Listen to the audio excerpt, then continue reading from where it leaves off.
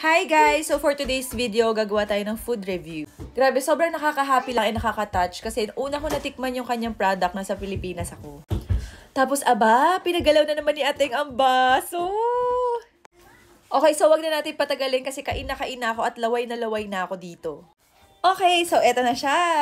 Tadaan! Ayan, may Christmas ribbon pa si Ateng. Ayan. Eto po pala ay hindi masyadong kita. Caramel bar ng Celebration. Ayan, Ateng, thank you. Nakarating ng Japan ang iyong produkto. I love it. Gusto ko sana siyang picturean habang meron snow para talagang Japan na Japan ang effect. Kaya lang, tapos na yung 2 days na snow dito nung na-receive ko siya.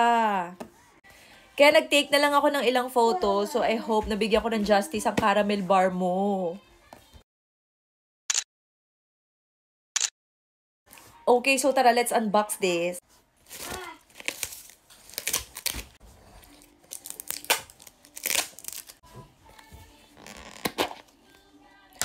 OMG, ang dami niyang laman. Di ba? Siksik.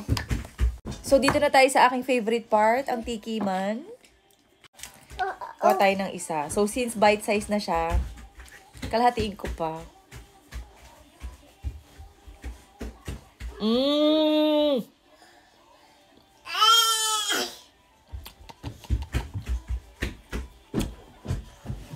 Winner to sis.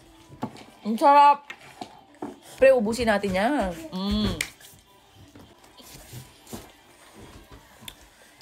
Grabe. Nakakamiss talaga ang caramel bar. Gawin natin to dito para feel natin ang Christmas. Baka nakain natin yung caramel bar ni sister. Harap. Ang harap. Mauubos ko ata to. Hindi ko na ata matitiran si Jason. Paano na? Ang sarap eh.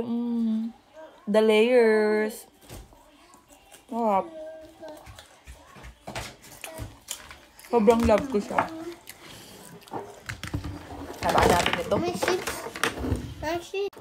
Guys, sa mga interesado at curious sa product ni Celebration, meron siyang Facebook page. Pwede kayong umorder doon.